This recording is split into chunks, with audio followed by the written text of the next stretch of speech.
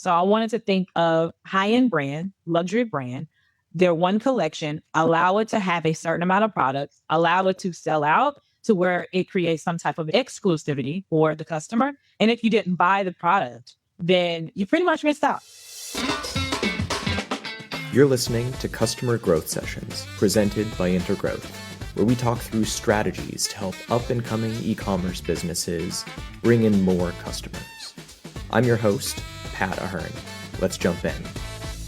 All right, listeners, welcome back to the latest episode of Customer Growth Sessions. Today, I'm thrilled to have on Tori Wells, the founder over at Feline Apparel. Tori, welcome to the show. Hey, thank you for having me, Pat. I'm actually excited to be here. Thank you so much. Oh, we're so excited to have you. Can you start out by giving us an overview? What is Feline Apparel? Yes, of course. Feline Apparel is a women's luxury athleisure wear brand. We are promoting athleisure for your wellness journey, whatever that may look like for all women of every size, right? So that is pretty much the gist. But then in addition to that, we're actually promoting confidence too. Far too often, women definitely want to actually have a wellness journey, but not necessarily sure where to start. So we provided size inclusivity to kind of make sure that they feel comfortable. And then also are adding a bit of a fashion aspect into that to where they know that they're going to look good, regardless of whether they're doing a low impact workout or even running errands to handle things for their kids or job or things of that nature. We've got the gear to kind of like provide them with the movement that they need to kind of like excel in. I love it. Well, talk to us about how you started the business. So 2018, Feline launches. Give us a little bit of background. How did you start? Yes, I started in 2018. I always make this joke and say that I never really thought that it was going to turn out to be like this or as good as this. But essentially, I have a bit of a fashion background. I've been in fashion for at least over 15 years now. So I started off as a stylist. So I wanted to pretty much create something that had a fashionable aspect, but then also was kind of geared to a woman of all sizes or provide inclusivity. I also thought about myself and wanted to make sure that women who are actually purchasing from clothing had a representation, some type of representation to kind of push them towards whatever their journey is going to look like, right? So ideally, I just kind of meshed the two things together. I said, hey, women do actually work out, but then at the same time, they want to look good as well. So I wanted to make sure that I was creating something that was high quality, also provided something that was a luxury aspect to it. And yeah, Feline Apparel was born. I know inclusivity is a huge part of your brand. And even in the minute, let's say, that we've been recording, you've mentioned the word inclusivity a couple of times. So I want to approach that from a couple different angles. First, playing a little bit of devil's advocate, what is the business case for having a more inclusive brand, creating inclusive messaging? And then I want to dive into what you're specifically doing for that afterwards. Yeah, that's a great question. I think the business part of it is just, I would say, representation for me, even when I was younger, not being able to kind of see those things translated into whether it is a consumer good or not. Now, I think more often you're seeing that kind of push out there to where young kids, young girls, or whatever have you actually have something that they can actually relate to. And I think that it needs to be relatable in order for the customer to kind of connect to it. That's kind of like a psychological thing. And that's what you want anyway. You want the customer to actually like psychologically connect to your brand so they actually can purchase the good. But that's theoretically kind of the business aspect on why I have created something to make sure that my customers can totally relate, but then also have the ability to look good in the clothing too. So, Tori, inclusivity, it's a theme that in the call it minute that we've been recording, you've already brought up a couple of times. And I know when you and I were speaking before, that was a big theme that you really hit upon as really central to your marketing. We look at your website and a lot of the products that you have, a lot of the models associated with are like curvy models. Yeah. There's a huge size range that's in there. I would imagine so much of that is done really to create a more, as you say, inclusive experience for all of the different customers who are using your products. Yes, I totally agree. Let's talk about the size range because we're giving an example saying it is pretty broad, but I want to talk about what we're doing. So we go as small as a 2XS, but we go all the way up to a size 6XL. Not your traditional size range. And that is on purpose. It's strategic, if I might say. Because we want to be able to cater to a woman that is actually in the transition of whatever her wellness journey is. Reason being is the problem we're solving far too often. Maybe curvier girls find that they don't have the opportunity to get their size in their workout gear and things of that nature. And that's also kind of maybe promoting the option to where, okay, I don't want to go into the gym because they don't have my size. So I don't even have anything to wear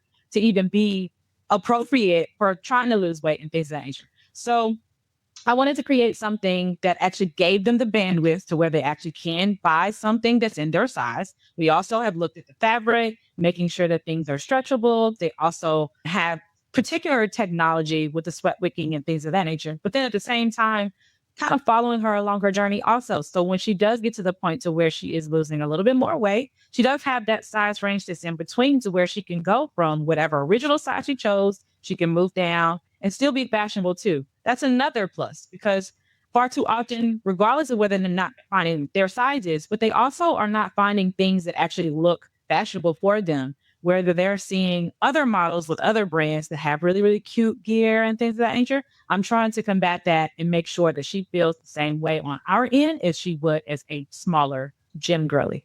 So, Tori, when you and I were talking before this, one of my big takeaways is that the lion's share of your business, call it marketing and sales strategy, really comes down to pairing together what I'd refer to as limited product launches and live shopping. I want to dive into each of them, but let's start out with live shopping. So first, for listeners, what is live shopping? Okay. Yeah, that's awesome. Actually, it's one of my favorites out of the two. I will say that. But live shopping is a component where we actually are providing still a customer service experience, even if they can't come into the store. So it's our next upscale opportunity to grab the customer, allow them to actually see the feel and things of that nature virtually, and then shop. So TikTok has made it very easy to kind of grasp that opportunity where they actually have a opportunity where you can go online with TikTok. You have a TikTok account. You can see lives and things of that nature. And the shop is actually connected to our business page. So while we're going through and talking about particular products, the customer can actually shop right during the live. That way it actually kind of answers any questions they have about fabric, size, and fit. I think it's an awesome opportunity. We could totally do lives through Instagram and Facebook, but I found that TikTok has been that particular advocate that I'm like, they know exactly what they're doing over there. It kind of sucks that we possibly are going back and forth with the ban here in the US, but theoretically, I think that TikTok has gave us a really great opportunity to where we can still connect with our customers, even if they're not shopping in person, like at a pop-up store or anything. Struggling to get new customers? We're here to help. Hey, this is Pat, the host of Customer Growth Sessions. Our agency, Intergrowth, has been helping e-commerce brands like Bella Bridesmaids, Brevity, and JS Dental to get more customers online since 2016. Interested in seeing how we'd help you? Head over to intergrowth.com/CGS to book a complimentary consultation with me. That's intergrowth.com/CGS. All right, back to the show. So let's assume for the listeners out here who are thinking, hey, maybe I should try out live shopping. Let's say they're 2 weeks away from launching their first live shopping event. Can we talk through some of the big advice you'd give them so that it can be a huge success? Maybe to start out, what's a good time range, would you say, for a live shopping event? That's a great question. Actually, I think TikTok promotes the longer that you're actually live, the better opportunity you have to connect with your customers and gain sales. So Feline Apparel has taken it upon ourselves to not necessarily have a restricted time. So we usually just kind of let our customers know that we're going to start on this particular day at this time so they can actually take their time to pretty much join if they want to join. We have this thing where we call it Feline Friday. It's one of our taglines. So we generally do our TikTok shops on Friday. And then kind of in the evening, because that's pretty much the higher traction for TikTok, where TikTok does push any live shopping event for customers that we might not have necessarily touched, or even they might not even knew who we were. So it actually gives us a really great opportunity to kind of touch to anyone across the world at this point. So, yeah. Within that, do you find that there's, let's say you're going into a Feline Friday, is there generally a certain number of products that you're planning on promoting? Whether it's hey, this entire event is going to be focused around this one product, or it's hey, we're going to show off everything that we currently have for sale? Oh, that's an awesome question too. So initially, no, we just went into thinking we could sell all of our products maybe, and I would put maybe a small portion of each collection for the shopper to kind of look at. But now we've actually done lives dedicated to each collection that is about to be dropped. So I think that's more of the range of the direction that we're actually going towards now, where that TikTok shop is only dedicated to the current collection that we actually are advertising at that moment. That way shoppers can kind of come in, and we're doing like a really fun thing as well, where they actually can pre-order through TikTok, where the collection does have a launch date, and the collection is normally not on the site until the launch date. And if they're tuning in for a live or anything like that, they kind of have like a first dibs opportunity, creating that additional illusion behind, okay, I want to be the first to get it as well. So. And I would imagine with live shopping that most people go into it with the fear of one of two extremes happening. Either one, no one shows up for the event, or two, a million people show up for the event and you're just overwhelmed by the amount of attention you get. In reality, I think it's probably somewhere in between. You get a handful of people that show up for the first few and it starts to grow over time. But let's start out with that potential scenario where no one shows up or one person shows up to your live shopping event. My understanding is a lot of live shopping is driven by like engaging with the audience and hearing what are the questions that they have, what do they want to know about my products. For that listener that's afraid of no one showing up, what advice would you give in terms of planning that time span, figuring out what they're going to talk about in the event maybe that there isn't as much audience participation? Oh gosh, don't be afraid. Stick to the plan. So I think that I had a small fear when we did our first TikTok live, and believe it or not, it actually came out well. I haven't, as a brand, haven't had yet where someone will cross his finger, where no one actually attended the live. So theoretically, if you're thinking about the platform, going back to TikTok, TikTok does a really, really good job with actually pushing the lives across the platform itself anyway. So that means regardless of where the person is across the world, there's going to be someone that actually wants to click on that live and be interested in what you're selling, or at least kind of look enough to kind of stay and kind of be curious about what's going on, right? So my advice would be first to not be scared, even though like fear is going to be the biggest thing that you're going to have to combat, but you're going to as a business owner, you're going to have to come into it and always fearless, period.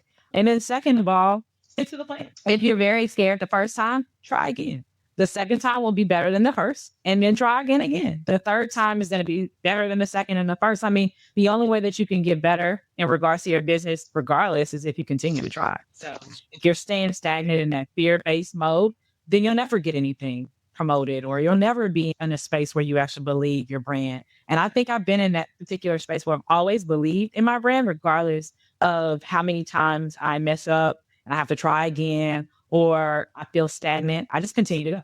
So stay fearless and just push, stick to the plan. And with a live shopping event, how do you determine whether it was successful or not? Is it measured in terms of product sales? Do you find that there's more so like other metrics that are providing just a better gauge for whether it worked out well or not? Those are great questions. Well, of course, if you receive sales, then you should know that it did well. But then I think you also can measure off of the interaction or the attraction to the live as well, meaning that how many people actually show up to kind of look at your product. And based off of those particular metrics itself, TikTok is going to push the video more often as you actually tune in and do your live shop. So I guess my suggestion would be, yes, of course, you're going to get sales, but don't look at that as the end all be all metric. I think the metric you should actually look more into is, okay, did my live attraction or the engagement on this particular live, is it higher than the previous time? And if that continues to go up, then you're sure to always have some kind of sale or even some type of traction onto your website based on that person actually looking at your live. Let's jump over to limited product launches. Stepping back, what is a limited product launch? Yeah, that's a great question too. Yeah, like really good questions. So the way that Feline Apparel was derived when I did my first fashion show, that's like the like I feel like that was the worst thing that I could have done. But ideally, it got me here. But ideally, when we did our first fashion show, we thought specifically of dropping a collection. So I wanted to think of high-end brand, luxury brand, their one collection, allow it to have a certain amount of products, allow it to sell out to where it creates some type of exclusivity for the customer. And if you didn't buy the product, then you pretty much missed out. Okay, so when we're saying limited, we're saying that there's a certain amount of product that I'm actually going to sell. I want to create a marketing, not necessarily scheme, but a marketing situation around that particular collection. Make sure that the customer understands that it is limited. That's the psychology around it. because they won't be able to get it back, but we're not going to bring it back to the table. If they don't purchase, then they're kind of miss out. And then at a certain particular time, if you do want to bring it back, you could. But ideally, by collections, you didn't want to bring it back at all. So you just have a one-hitter quitter. If they bought the product, then they were able to participate. But if they didn't, then they possibly have a time to come back around. But in this case, that's the difference of the limited. It doesn't really come back. So yeah. Of course. And so, you hit on the idea of exclusivity and, really trying to, to just show people like, hey, act quickly. Yeah. This product is going to be gone in a very short amount of time. Yeah. If you don't act now, it might never come back.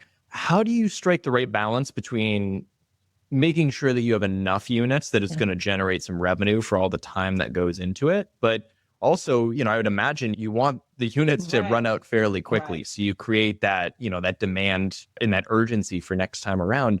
How do you go about finding that balance? Oh, that's great. I think determining who your customer base is going to be. So with my aspect, I started out with the very first collection that came. I started out with a lower number. Okay.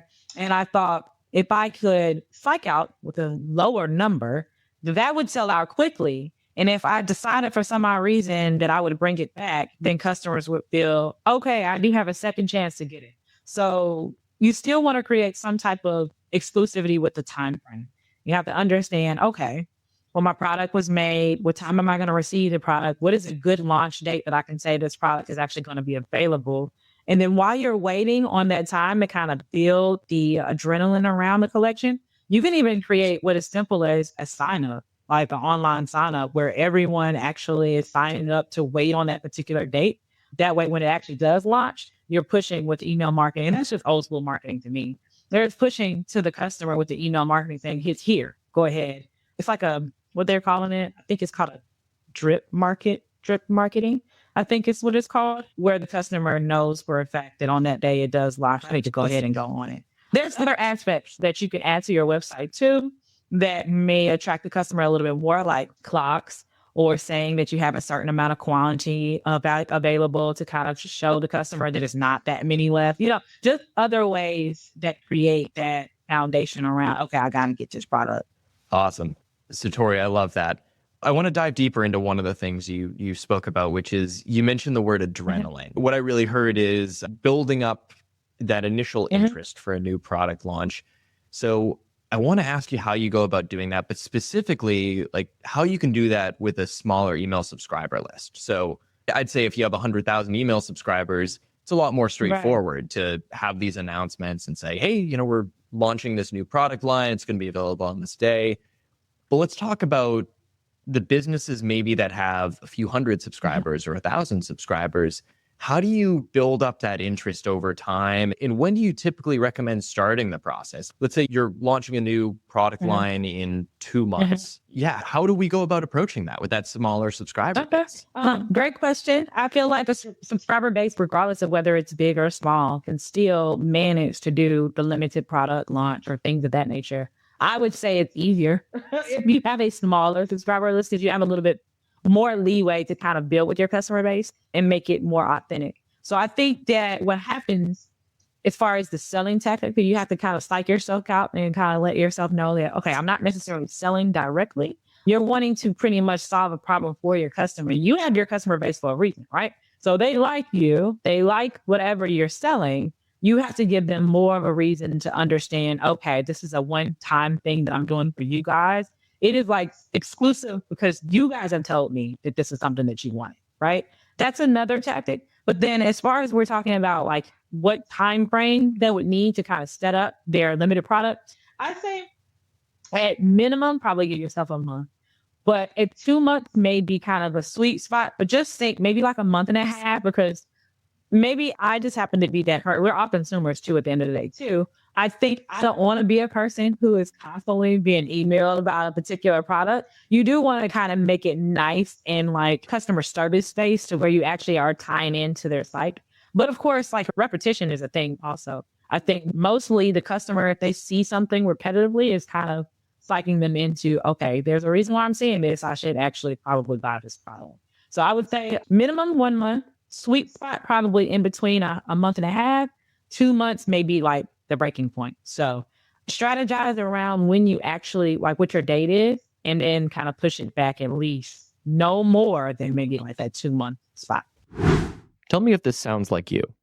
You've started scaling the business through PPC channels like Facebook, but now it eats up 80% of your marketing budget, and ad costs continue to rise, pushing your margins down more and more every month. PPC is great for scaling your business in the early stages. The issue is PPC is like a faucet. As soon as you stop spending money, the sales instantly go away. So rather than paying per customer, we work with brands to build a steady stream of new customers through SEO. Those customers continue to flow for years after brands stop working with us. Interested in hearing more? Reach out to us directly at intergrowth.com/CGS to book a complimentary strategy session with our team. And let's say, to your point, I mean, it's a great point that if you have that smaller email subscriber base, it gives you a little more flexibility. It helps you to scale your subscriber base as you scale the products up. Let's say, brands that are really early stages that have, a small subscriber base, they're looking to get sales maybe outside of their existing community.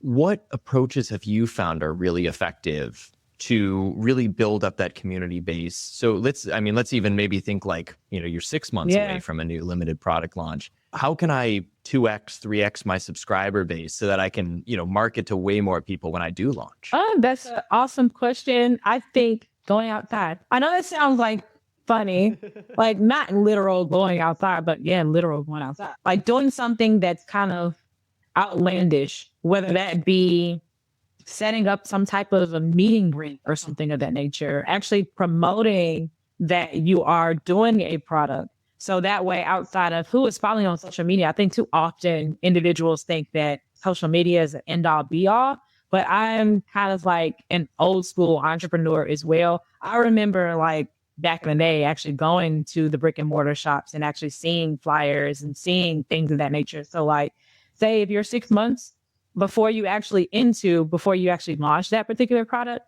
maybe just going out and actually meeting people and introducing yourself, setting up some type of event, knowing whoever your connection and network is as well, because maybe you could set up an event with a friend that might be in this particular industry that has the opportunity where you can come to a venue, have a sit down, talk to them about your product, whether it's just a service as well, and kind of connect with new customers or build a new customer list that kind of can kind of grow your email marketing so they are already kind of like tapped into you personally. I think that's a little bit more into the personal branding portion, but I think personal branding also helps with building trust. The consumer wants to know who they're buying from nowadays. So I think that is a great way to kind of segue into that, like just having maybe a small event, letting them know that you're going in this type of direction, you're interested in this particular service or product, so they can actually have a buy-in and understand why you're going in that direction and what the product could solve for them. Like what problem could that product actually solve for your customer? Interesting. And so early days of Feline Apparel, you were doing limited product launches, and once the collection ran out, it was gone forever. Correct. Yes. More recently, you've started to still have that same limited product launch concept, but you've started to sell, a second set of units for some of these collections as well. With the newer collections, how do you shift the messaging, let's say, so that you still keep that sense of urgency? Because, I'm sure there are some people that look at it and say, oh yeah, it'd be great if I could get this today, but I'll be able to buy it again 6 months from now or a year from now, whatever that timeline may be. That's a good question. I kind of like mix the two in a way. It's kind of interesting. We're still building out the marketing behind it, but ideally, I first set my sales, or set the direction I'm going on the new collection first, right? I create, I guess you could say, the psychology behind I have to have this new collection. But then far too often in the past, I've had customers say they really wanted to buy a particular piece from an old collection and they didn't have an opportunity to do that. And that was the reason why I actually brought back, okay, let's add all the original collections, still a certain amount of stock, but we're giving them an opportunity where they can participate and still buy that particular product. Ideally, the thing is between the two. Hey, we have this particular collection out right now, but then why not actually go into, say, for example, the leggings? Why not get the leggings in this color as well? Because there may be a time to where these other colors are not going to be existing. And we kind of still try to talk to the customer in that type of tone, especially in our pop-up space. We also now offer personal shopping consultants in the pop-up space, which is more of a consulting idea. I kind of got that from when I was working for Nordstrom back in the day. I probably shouldn't even say their name, but ideally with my styling aspect, I wanted to give the customer opportunity to where sometimes it's confusing buying products. You know, I might see it on the mannequin, and now often individuals want to buy straight off the mannequin. I wanted to kind of give a personal connection with the customer to say, okay, what is your journey? How can my personal shopping consultant help you in that direction? And they actually start tailoring outfits for that customer. So where it actually seems like it's a unique experience and they're getting the pieces that work with them, and they're always going to know exactly what new collection is coming out and things like that. It's actually like kind of an advantage. Wow. That's fascinating about the shopping consultant. So within that, for you as a business, do you charge a fee for that? Or is it a free service and you just say, hey, I'm willing to cover the cost of this consultant's time because I know that people on average are going to buy way more products in the long term? Yeah, for sure. So it is a new initiative. To certain subscribers, we've offered it to them for free as a VIP service. Eventually, along down the line, it actually is going to be a fee. But as of right now, since we're doing like a kind of like a launch into what a personal shopping consultant is, I'm more so trying to still give the customer that luxury aspect and kind of wean them off of your traditional retail sales aspect where they're going to get someone who's tailored. You don't like, say you go into a particular store and you buy a product or you buy a product online, generally you get automated email. I was thinking more along the lines of that customer actually getting a real person checking in on them to make sure that the quality of the product is still upholding and that, hey, I know that you're on this new wellness journey. I want to get you in these particular pieces as well. So it's more than just a shopping situation. It's like an experience that I'm trying to deliver to. So, well, I was going to say, I want to have you share a couple different ways that people can actually buy Feline Apparel, where to follow you. But before we jump into that, you're doing a really cool initiative right now. Talk to me about the college touring that you're doing. Oh, yeah. Okay, awesome. So Feline Apparel actually is on a mini college pop-up tour. It's actually a pop-up and a seminar connected into. I personally, it's something that it was an intuitive fit. It was something that I thought that I should do. It was very hard to get into the schools, but nonetheless, we did have a short list of HBCUs, historically black colleges and universities that we're going to. And ideally, we would actually set up a pop-up activation. So at these schools, we set up a small pop-up activation of what a retail store would look like, and then coming in to see the clothing and fabric and fit. But then also connecting that with a empowerment seminar for my women college students. I wanted to connect with them on a level to not only just learn about Feline Apparel, but then also kind of understand like the woes of entrepreneurship and maybe growing whatever your personal brand may be and whatever post-college is going to look like, because college is pretty impressionable. It's a pretty impressionable time for students. Far too often, they are assuming that they're supposed to know and have all these things lined up post-graduation when ideally there are students that still graduate and not necessarily know exactly what they're going to do in life. So I wanted to kind of give them a opportunity to hear from someone who's been in their place before, along with faculty members on their staff and their school, to kind of ease that stress and that pain. Because in this particular generation of society, I've seen far too often too many young individuals stressed over things that I wasn't stressed about at the age of 21. So I just want to kind of give them the opportunity to say they still have time. You still have plenty of time to figure out exactly what you want to do.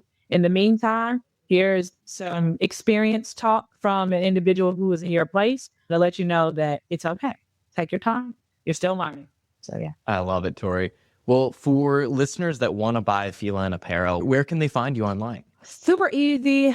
We are all over on social media with Feline Apparel brand. So if you're on Instagram, TikTok, Facebook, it's at Feline Apparel brand. But you can shop online as well at just felineapparel.com. And that's FELINEAPPAREL.com. Once again, listeners, this is Tori Wells, the founder over at Feline Apparel. Tori, thank you for coming on today. Thank you for having me, Pat. I enjoyed our conversation. I love this. Thanks for tuning in to Customer Growth Sessions. If you found it helpful, subscribe and give us a review. It helps us to grow the show. Looking for more SEO guidance on how to grow your business? Contact us at intergrowth.com/estimator or email me directly. You can reach me at pat@intergrowth.com. That's all for today. We'll see you again soon.